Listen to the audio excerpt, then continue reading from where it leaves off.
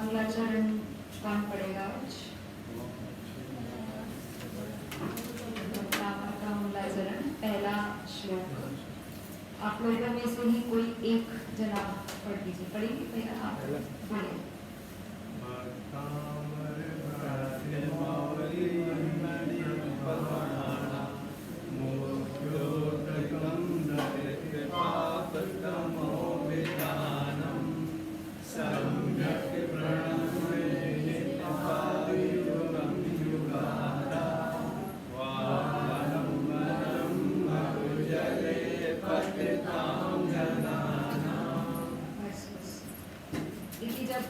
मंगलाचरण एक व्यक्ति से करा रहे हैं, इसका आशय ये है कि हमें ये पता चल सके कि उनका उच्चारण शुद्ध है या नहीं। सामूहिक हम बाकी सारे श्लोकों का पाठ करेंगे, तो अगली कक्षा से आप लोग ये थोड़ा सा ध्यान रखें कि जो पढ़ रहा है उसको एक बार अकेले पढ़ने दें, ताकि हमें बोलने की प्रैक्टिस अच्छे से हो जाए। चलिए, 2 श्लोक हमारे हो चुके थे और 2 श्लोकों की हमने चर्चा कर ली थी। बहुत गहराई से विषय हमने देख लिया था। आदिनाथ भगवान की स्तुति ये बहुत सुंदर माध्यम मानभंग आचार्य हमें बता रहे हैं, और वह भक्ति वास्तव में कैसी हो, वह गुण का अनुराग वास्तव में कैसा हो कि जितना बताया जाए उतना कम है, ऐसी बात यहाँ पर मानभंग आचार्य ने प्रारंभ करी है। बहुत अच्छी बात कह रहे हैं वो कि आदिनाथ भगवान कैसे हैं, जिन्हें पूरे के पूरे इंद्र एक लाइन में एक पंक्ति में खड़े होकर के मानो स्तुति कर रहे हैं, वंदना कर रहे हैं। ऐसे महान वे तीर्थंकर आदिनाथ है। 100 इंद्रों की चर्चा भी हमने करी थी। इसके अलावा जो दक्षिणेंद्र है स्वर्ग के, उनकी भी हमने चर्चा करी थी। द्वादशांग के पाठी में इंद्र जो एक भवावतारी हैं, जो नियम से अगले भव में मोक्ष जाने वाले हैं, ऐसे महान इंद्र जिनकी हमें बहुत महिमा आती है उनके ऐश्वर्य से, बल से, तो वो इंद्र भी जिनकी स्तुति कर रहे हैं, तो वो कितने महान होंगे आदिनाथ तीर्थंकर, ऐसे यहाँ पर महिमा प्रदर्शित कर रहे हैं। दूसरे नंबर का जो श्लोक है, एक तरीके से हम कहेंगे तो संकल्प सूचक उसको हम श्लोक कहेंगे। संकल्प सूचक ऐसा कि आगे मैं स्तुति करूंगा, ऐसा उन्होंने संकल्प लिया है, तो संकल्प सूचक है यहाँ पर। और प्रथमं जिनेन्द्रम करके पहले जिनेन्द्र अर्थात पहले तीर्थंकर का नाम यहाँ से उन्होंने स्पष्ट कर दिया कि वे पहले तीर्थंकर अर्थात आदिनाथ, इनकी मैं यहाँ से स्तुति करना प्रारंभ करूंगा। थोड़ा थोड़ा हाँ, जो पीछे है थोड़ा थोड़ा आगे शिफ्ट हो जाइए, ताकि पीछे बैठने के सबको स्थान मिले। यहाँ 3 हो जाओ, फर्स्ट रो में भी 3 हो जाओ। इधर से 3 आ सकते हैं। ठीक है, तो दो और अंदर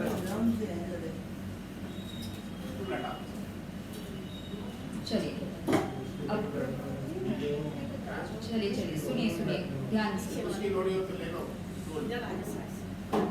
हाँ, यहाँ पे भी आ सकते हैं, कोई दिक्कत नहीं है। फिर आपको जैसे भी सही लग रहा हो ले लेंगे, आवश्यकता रहेगी तो ले लेंगे। आप लोग सब ध्यान केंद्रित करिए।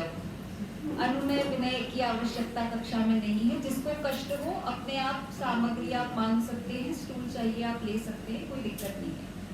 चलिए, दूसरे नंबर का श्लोक संकल्प सूचक श्लोक रहा, जिसमें ये संकल्प किया गया कि आगे मैं जिन तीर्थंकर की स्तुति करने वाला हूँ वे प्रथम जिनेन्द्र हैं।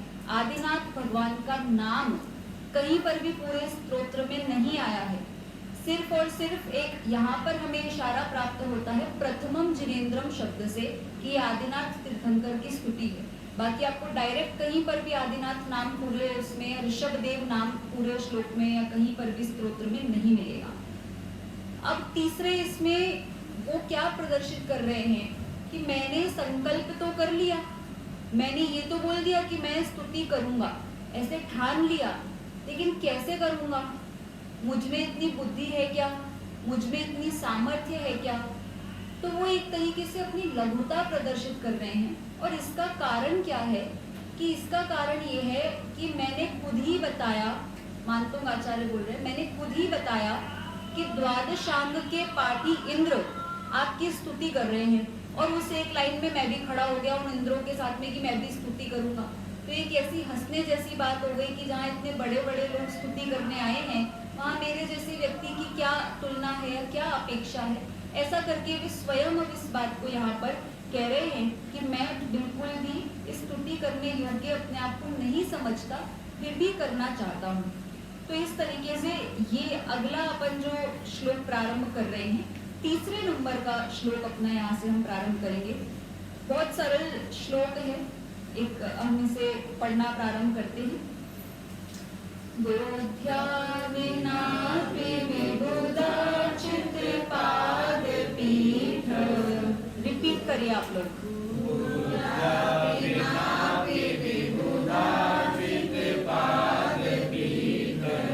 स्तोतुं समुद्यत मतिर्विगत त्रपोऽहम्।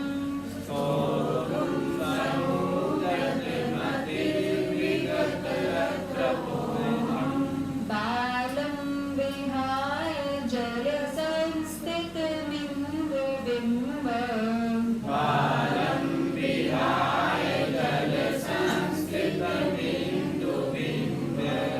मन्यत इच्छति जन सहसा ग्रहीतुम्।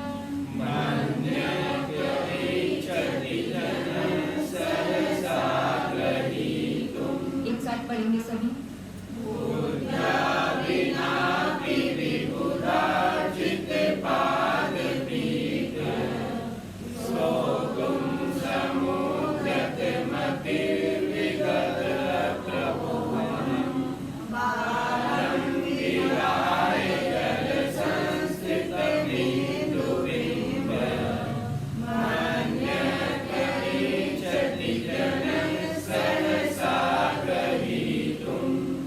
ऐसा कोई शब्द जहाँ आप लोग अटक रहे हो, कुछ ऐसा इस श्लोक में नहीं है।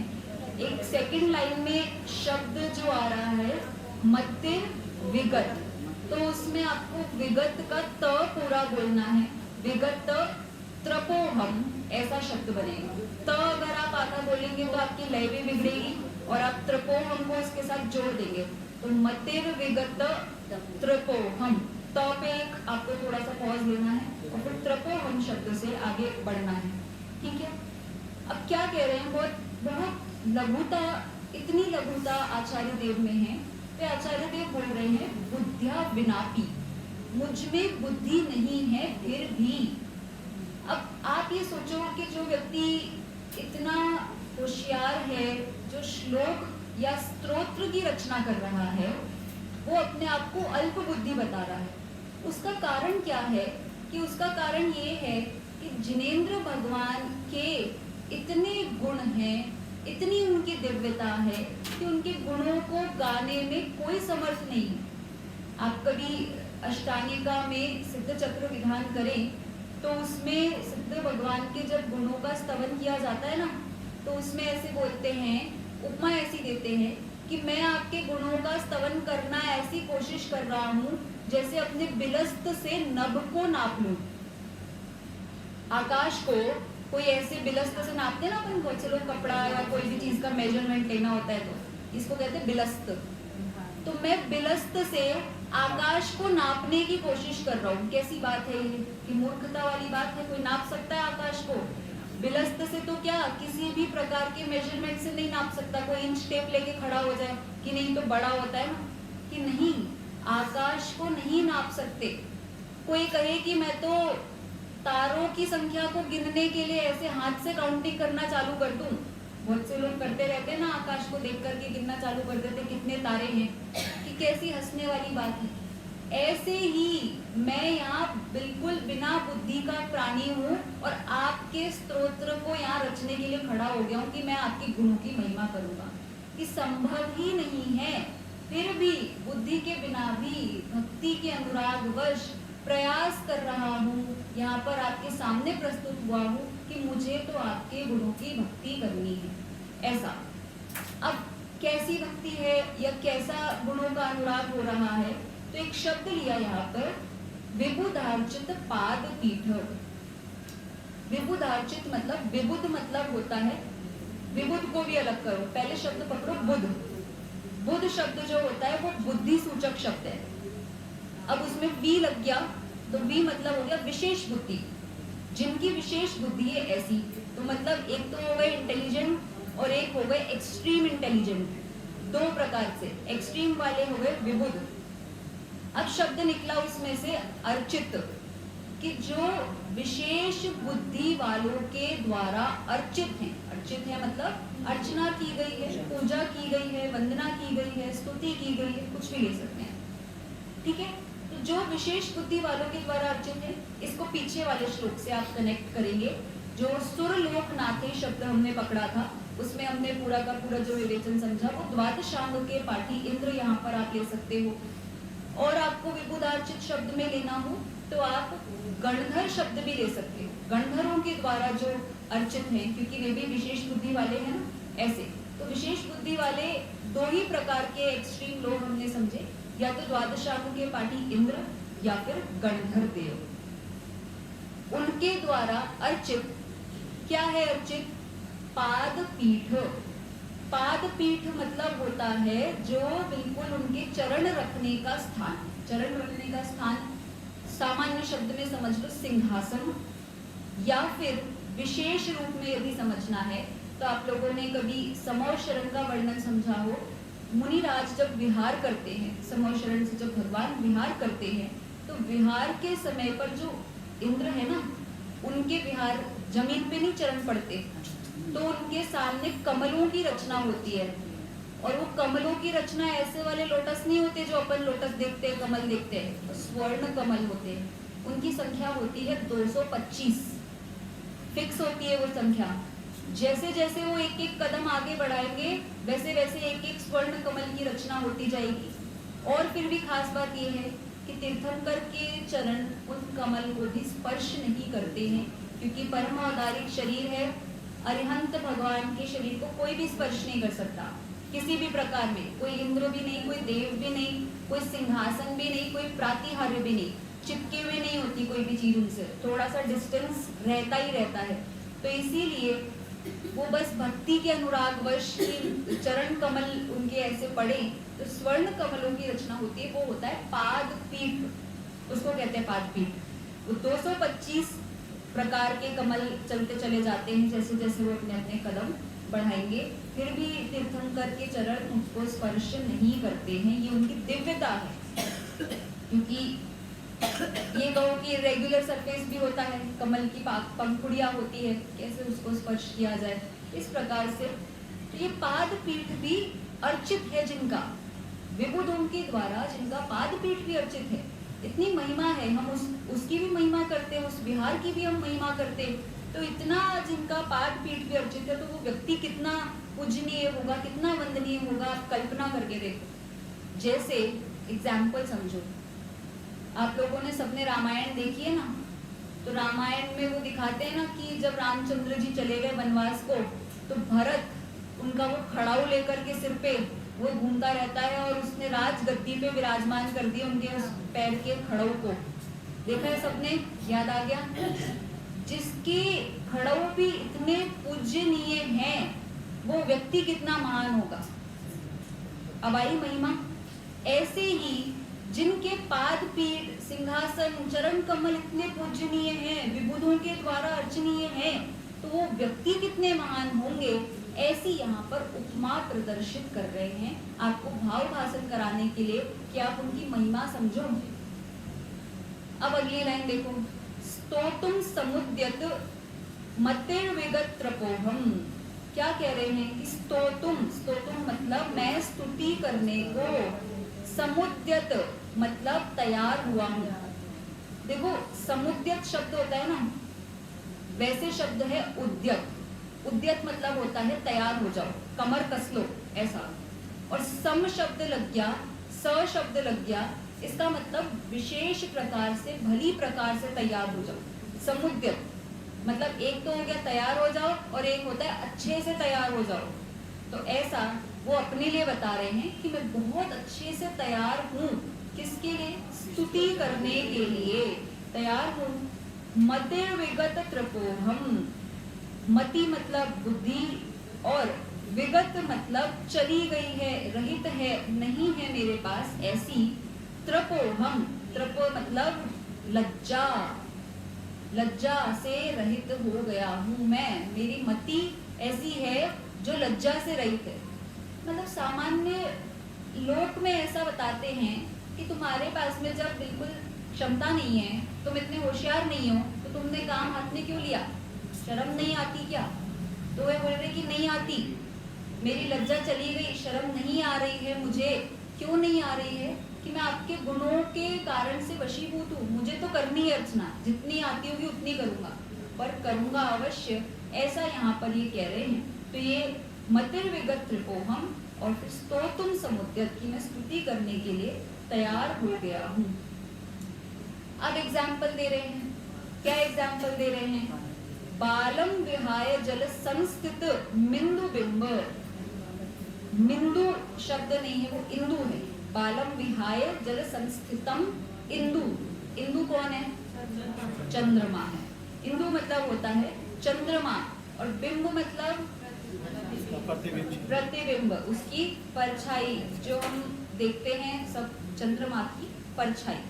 क्या है कि बालम विहाय, विहाय मतलब होता है छोड़कर, बच्चों को छोड़कर ऐसा कौन व्यक्ति होगा जो चंद्रमा की परछाई को पकड़ना चाहे?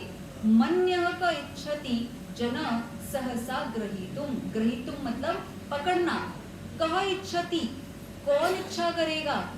कौन करेगा भाई? बच्चों के अलावा बच्चे ही करेंगे। और कोई ऐसा है जो बोले कि मेरे को चंद्रमा पकड़वा दो परछाई देख करके, या मैंने चंद्रमा पकड़ लिया, ऐसा कहे कोई? नहीं, बच्चे ही है ऐसे, और कोई नहीं। अब इसको समझो, ये एग्जाम्पल क्यों दिया? जैसे मान लो एक थाली में पानी भर करके बालक को बोला कि देखो वो चांद है ना, वो ये रहा। अब वो बालक रो रहा था, तो उसने जैसे उस चांद को पकड़ लिया वो खुश हो गया। ठीक है, ऐसे ही हम जैसे भक्तों की स्थिति है, हम उछल रहे हैं कि हमें तो जिनेंद्र भगवान की भक्ति करनी है, हमें भक्ति करनी है। अब हमारे पास साक्षात समोशरण तो है नहीं, साक्षात जिनेंद्र भगवान तो है नहीं, तो आपको ये बता दिया कि ये मंदिर में बैठे हैं ना, ये भगवान है, इनकी कर लो, तो आप बोले हाँ हाँ ठीक है, हम खुश हो गए। ऐसी स्थिति है कि हाँ, ऐसे ही बच्चों को या हम जैसे बाल बुद्धियों को शांत किया जाता है कि तुम चले हो जिनेंद्र भगवान की स्तुति करने, कैसे करोगे? कि ठीक है कोई बात नहीं, ये जिनेंद्र भगवान है, इनका स्तवन करो, इससे भी वैसी ही प्रसन्नता होगी। अब ये बताओ, वो बच्चा है, उसको तो डिफरेंस नहीं पता ना कि वो अलग है और ये अलग है, तो उसकी प्रसन्नता में कोई अंतर आएगा क्या? कि वो उतनी ही प्रसन्नता से उसको भी पकड़ेगा।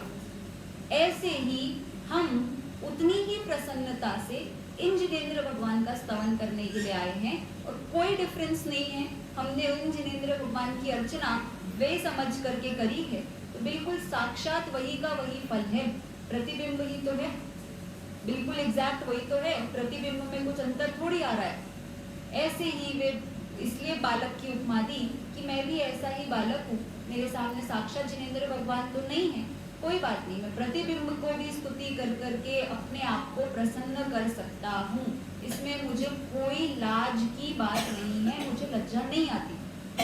कैसी लज्जा? कोई लज्जा नहीं है। कोई बालक को लज्जा आती है कि चंद्रमा का प्रतिबिंब पकड़ने में? नहीं आती है। वो अपनी प्रसन्नता से लेगा, आनंद करेगा, और आप उसके आनंद में कोई बाधा भी नहीं कर सकते। तो ये उपमा इसीलिए यहाँ पर उदाहरण ऐसा दिया कि ये प्रसन्न करने वाला उदाहरण है। समझ में आया?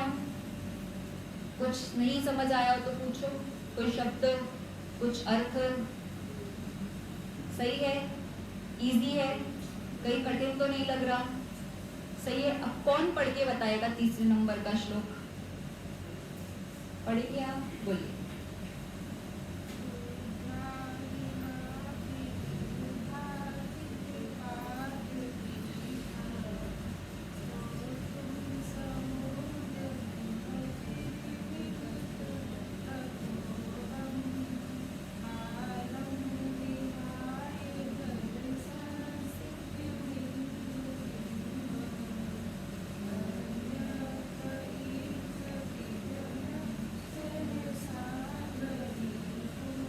सही है, बहुत बढ़िया। आप लोग बाकी लोग भी सब प्रैक्टिस करना। सरल ही है, इसमें कोई ऐसा शब्द नहीं है जिसमें आप अटको, सरल श्लोक है। अब अगले श्लोक की तरफ हम चलते हैं। चौथे नंबर का श्लोक बहुत आराम से, बहुत अच्छे से मानतुंग आचार्य कह रहे हैं। अब क्या कह रहे हैं, भगवान की स्तुति करना उन्होंने यहाँ से प्रारंभ कर दिया है कि मतलब कैसे हैं वे भगवान, कैसी है उनकी करुणा या कैसा है उनका स्वरूप, उसके लिए यहाँ पर बता रहे हैं। चौथे नंबर का श्लोक है, मैं आप लोगों के साथ पढ़ती हूँ, आप लोग दोहराएंगे। वक्तुं गुणान् गुण समुद्र शशांक कांतान्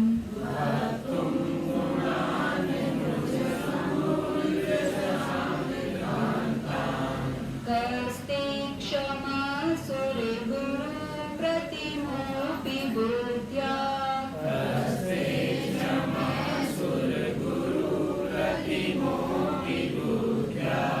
कल्पान्ते काले पवनोद्धत नक्रचक्रम्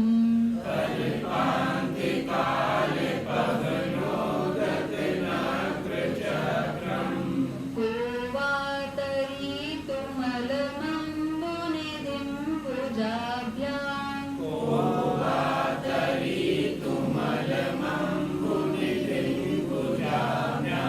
देखो पहली लाइन जो है ना, उसमें वक्तुं के बाद में गुणान ऐसा पूरा नहीं करना है। न के नीचे देखो हलंत लगाए कि नहीं लगा है ना, तो आधा उच्चारण करेंगे। गुणान गुण, गुणान गुण एक साथ लगना है आपको, ठीक है। फिर डैश लगा है जो समुद्र शशांक कांतान, कांतान ऐसा करके ना आधा छोड़ दो, ठीक है। पढ़ो एक साथ आप सब।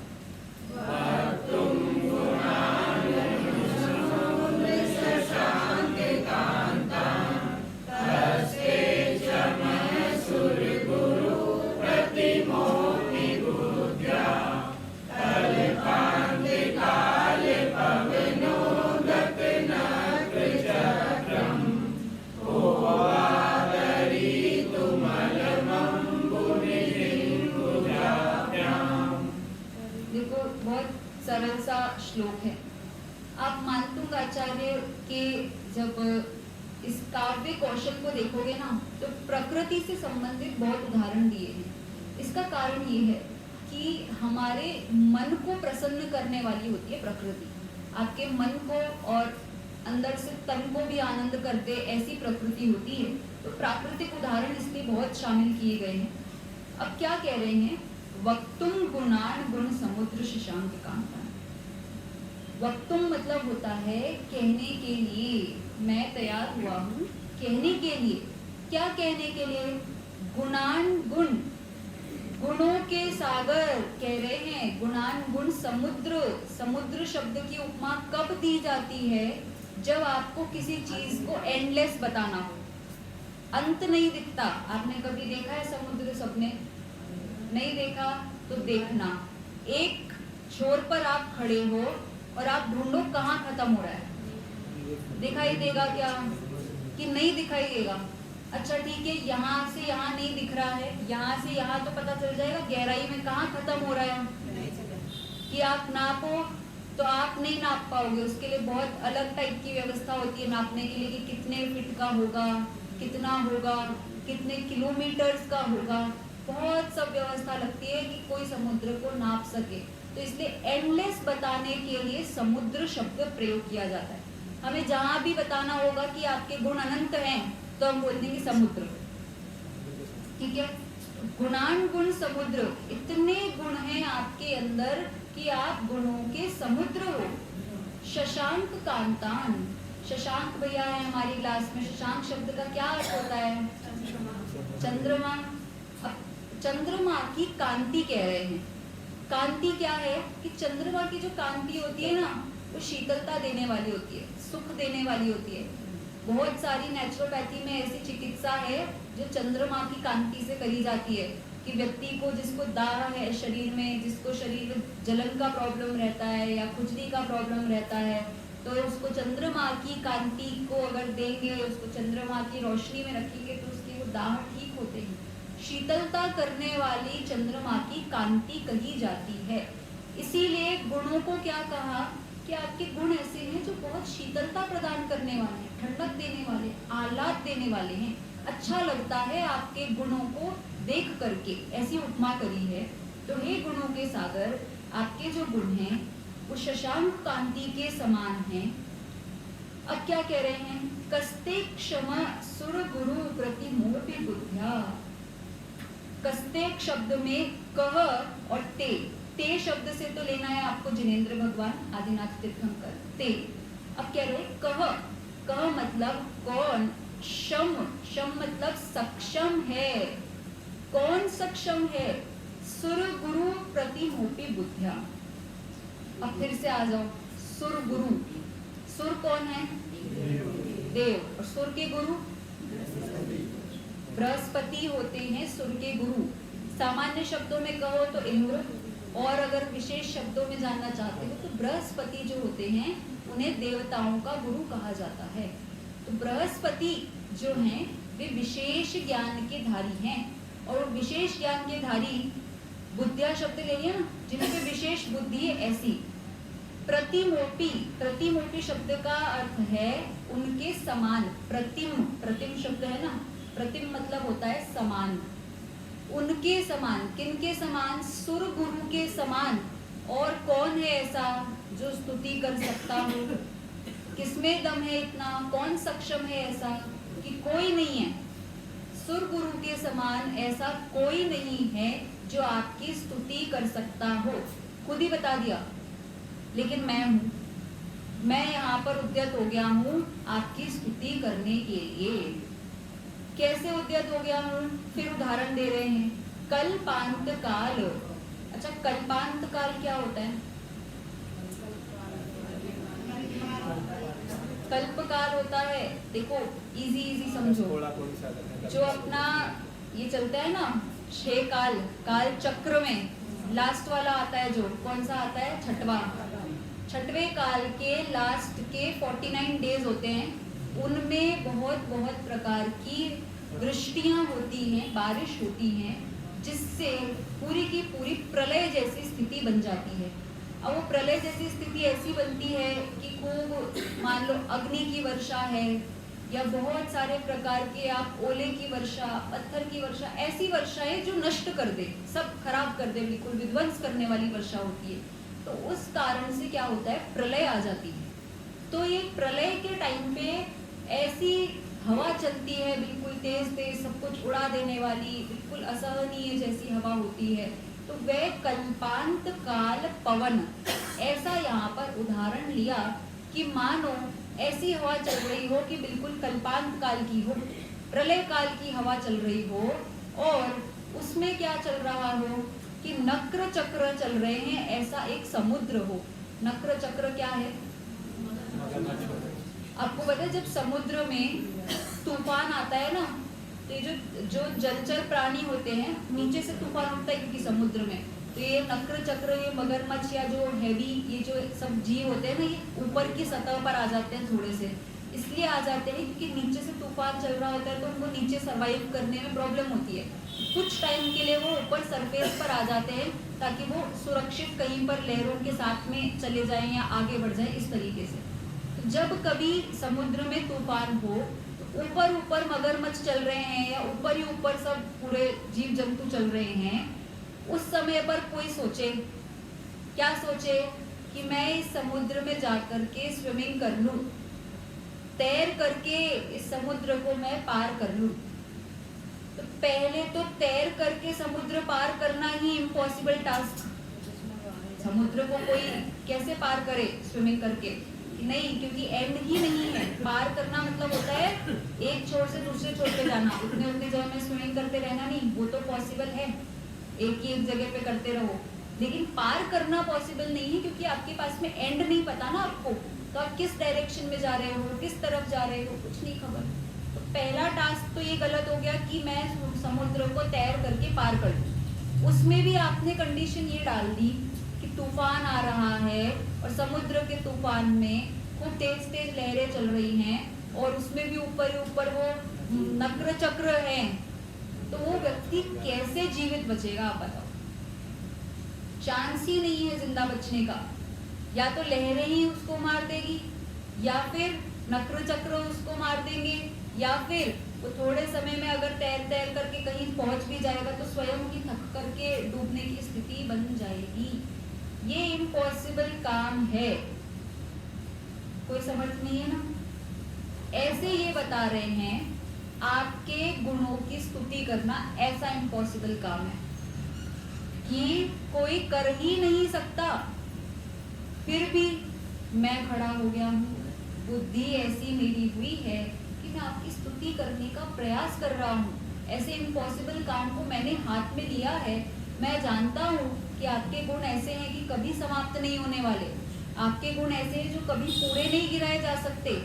लेकिन फिर भी मुझसे जितना प्रयास हो सकेगा मैं ये प्रयास करूँगा। ऐसा करके उपमा प्रदर्शित कर रहे हैं जिनेंद्र भगवान के गुणों की।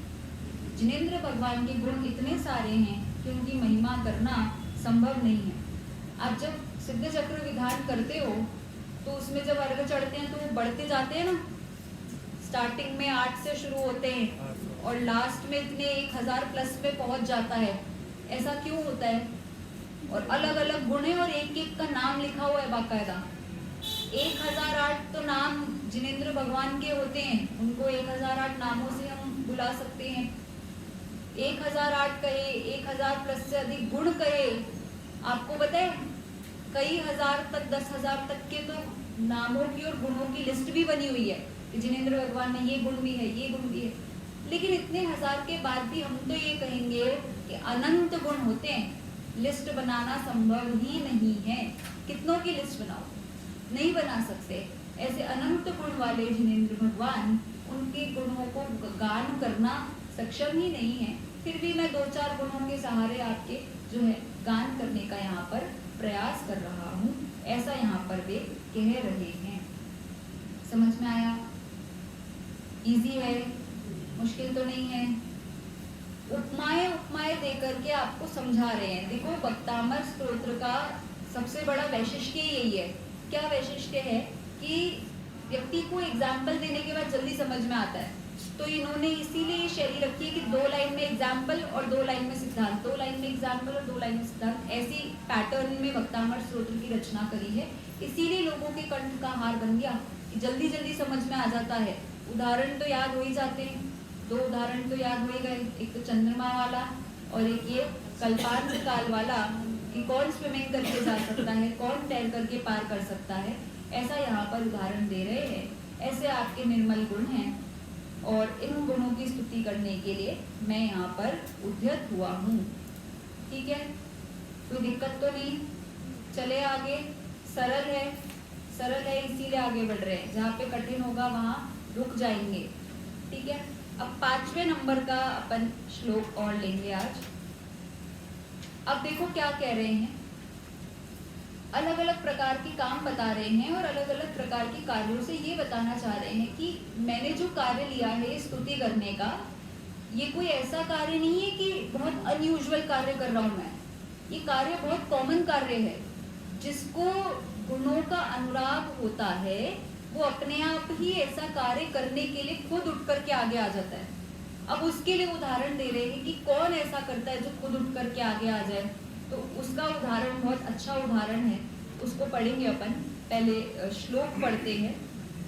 सोहम तथापि तव भक्ति वशान मुनीश, सोहम तथापि तव भक्ति वशान मुनीश, कर्तुं स्तवं विगत शक्तिरपि प्रवृत्त,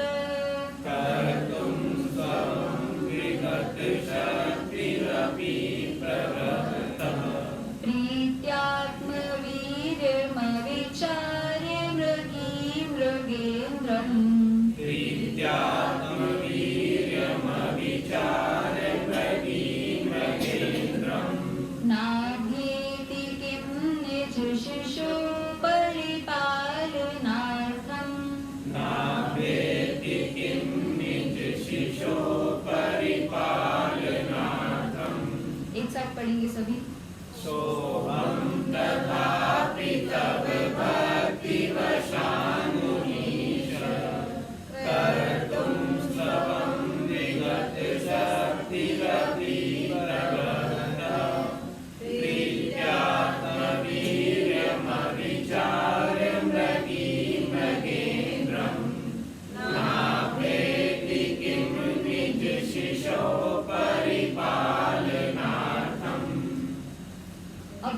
पिछले वाले श्लोक में एक शब्द यहाँ पर हमने जो पढ़ा था, कह ते क्षमा सुर गुरु प्रतिमोपी बुद्धिया, सेकंड लाइन में आया था ना, क्वेश्चन पुट अप करके छोड़ दिया था कि कौन सक्षम है। इसमें आंसर दे दिया सोहम। सोहम मतलब वह मैं हूँ सक्षम, ऐसा करके आंसर दे रहे हैं। किस लिए सक्षम हूँ? आपकी भक्ति के वश होकर के सक्षम हूँ। भक्ति वशान, कि मैं भक्ति के वश हो गया हूँ। वश क्या होता है?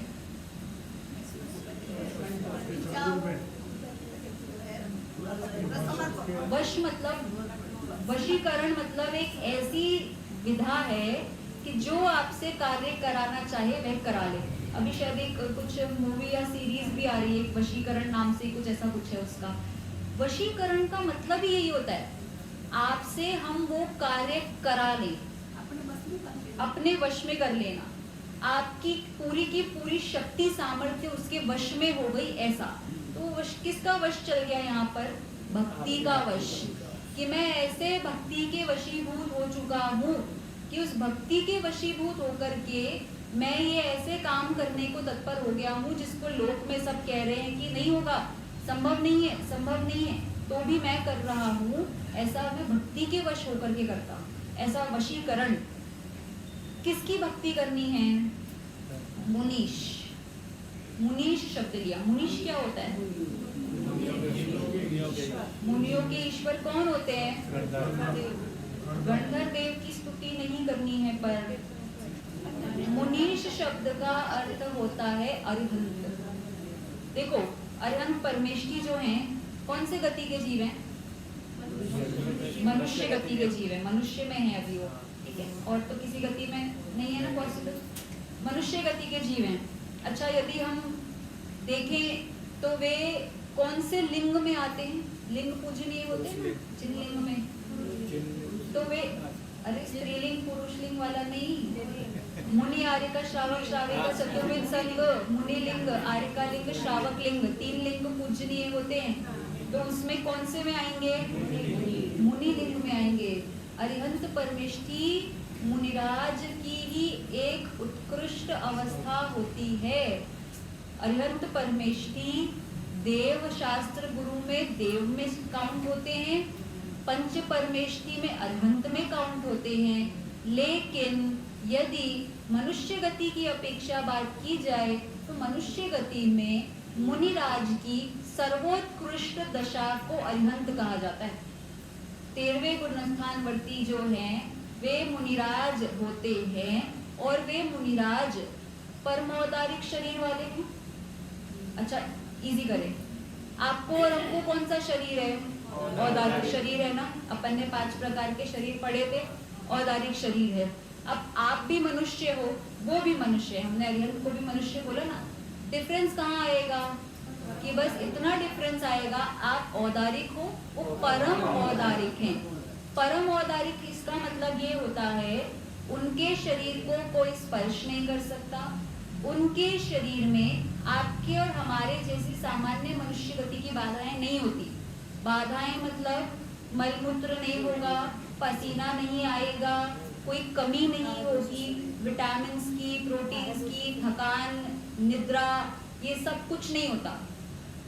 उसको बोलते हैं परम औदारिक। और आपके और हमारे शरीर में जिस प्रकार जीव होते हैं, उनके शरीर में जीव नहीं होते हैं। बादल ने बोल दिया, अभी सब निकल गए। तो वह होता है परम औदारिक शरीर। वह शरीर दिव्य शरीर हो गया है। क्यों हो गया है? क्योंकि केवल ज्ञान हो गया है। अरिहंत परमेष्ठी को केवल ज्ञान है ना। केवल ज्ञान 3 लोग को जान रहे हैं, सर्वज्ञ हैं, वीतरागी हैं, हितोपदेशी हो गए हैं। ऐसे मुनिराज जो हैं, मुनिराज को हम कह रहे हैं, सर्वोत्कृष्ट मुनिराज को मुनीश। अरिहंत परमेष्ठी ऐसे दिव्य मुनिराज है। सामान्य मुनिराज, सामान्य गुरु परमौदारिक शरीर वाले नहीं होते, वो आपके और हमारे समान होते हैं, सिंपल औदारिक शरीर वाले। इसीलिए उन मुनिराज को यदि उपसर्ग होगा तो खून भी निकलेगा तक, और कुछ मांस या जो होगा वो फटेगा बराबर, उनको जो भी है नुकसान भी पहुंचेगा शरीर को। परमौदारिक शरीर वाले को कोई उपसर्ग नहीं कर सकता। परमौदारिक वाले शरीर की कोई ऐसी स्थिति नहीं बनेगी, कटना फटना छिलना ये सब नहीं होता। परमौदारिक को यदि कोई स्पर्श ही नहीं कर सकता तो कहीं से कहीं तक बाहर से कोई प्रॉब्लम ही नहीं है। सामान्य मुनिराज को आहार करना पड़ता है, परम औदारिक वाले मुनिराजों को आहार नहीं करना पड़ता, इसलिए कवलाहार केवली के नहीं होता। ये सब अपन जानते हैं ना। तो मुनीश और मुनि में डिफरेंस समझो कि मुनि तो हैं लेकिन मुनियों के भी ईश हो गए हैं, अर्थात सबसे ऊपर जो पहुंच चुके हैं। ऐसे केवल ज्ञानी मुनिराज, उनको अरिहंत कहा जाता है।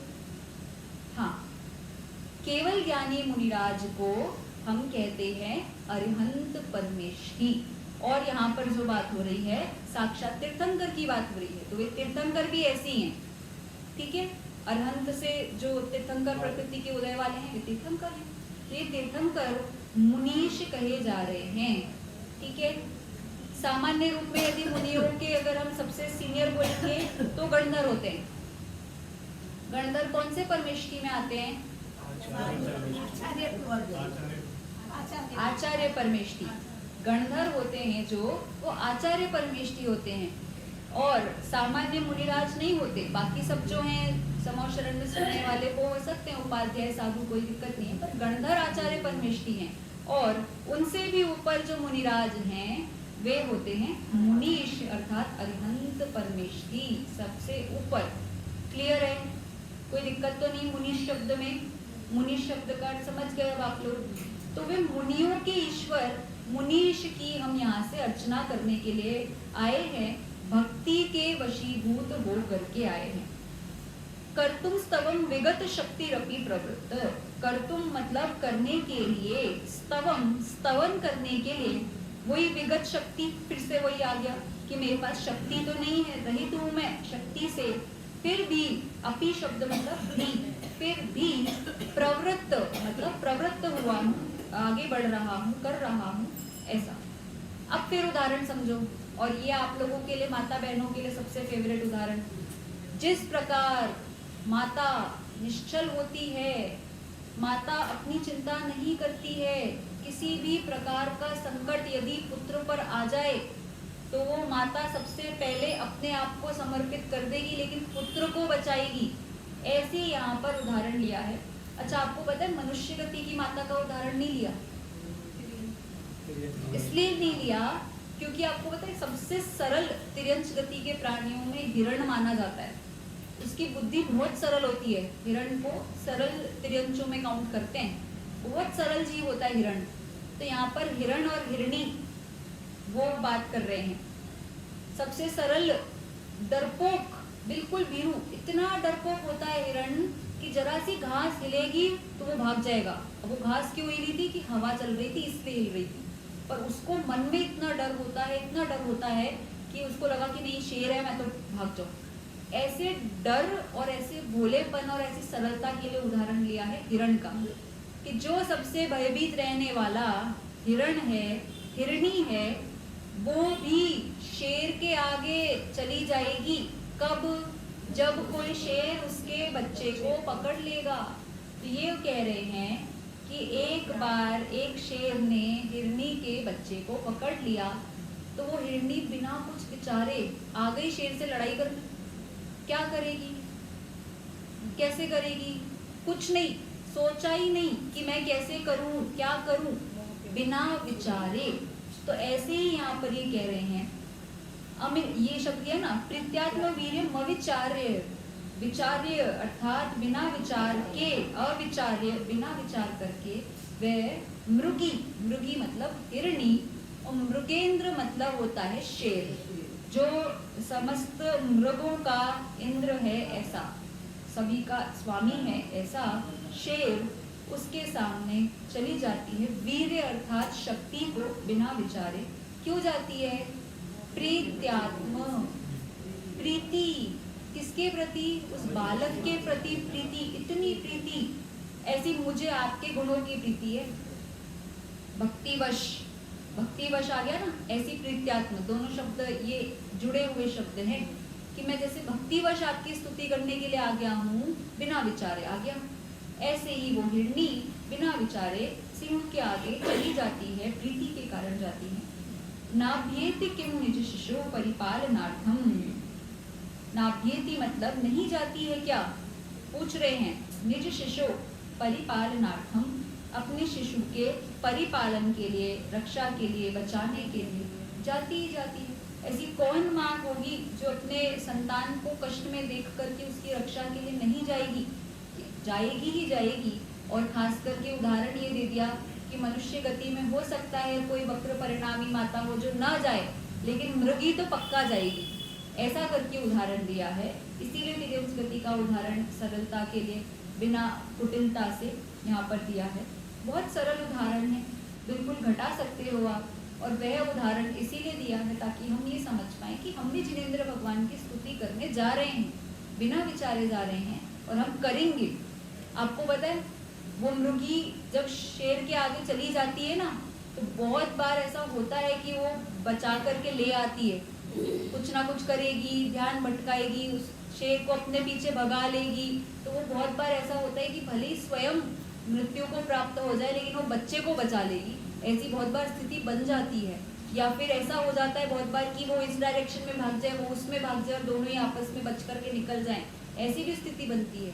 तो मतलब उसके कूदने से सार्थकता विशेष देखी जाती है, बचने के चांसेस बढ़ जाते हैं। ऐसे ही मैं जब स्तुति करने के लिए आगे आ गया हूँ, तो मतलब मेरी भक्ति से मेरे आत्म कल्याण के चांसेस बढ़ जाते हैं। मैं आत्म कल्याण के लिए तो आपकी स्तुति कर रहा हूँ। देखो, जिसको सच्चा अनुराग होता है ना जिनेंद्र भगवान का, जिसको सच्चे गुणों की समझ है, जो वास्तव में बहुमान कर रहे हैं कि हाँ ये कुछ है, ये बहुत कुछ है, वो व्यक्ति अपने आप ऐसी गुणों की स्तुति करता है। और जिसको आर्टिफिशियली बहुमान आता है, उससे यथार्थ स्तुति नहीं होती। उसको कहना पड़ता है कि भैया मंदिर जाओ, करो पूजन, विधान में बैठो, प्रवचन सुनो, कह करके। क्यों? क्योंकि उसको ना जिनेंद्र भगवान का बहुमान है, ना उसको जिनवाणी का बहुमान है। उसने समझा ही नहीं कि कौन है। और जब तक समझेगा नहीं, तब तक कैसे गुणों का अनुराग करेगा? उसको बहुमान नहीं होगा। मान लो कोई राजा बैठा है आपके सामने और आप समझ ही नहीं हो कि ये राजा है, तो आप कैसे उसके अनुरूप आचरण करोगे? कि नहीं कर सकते।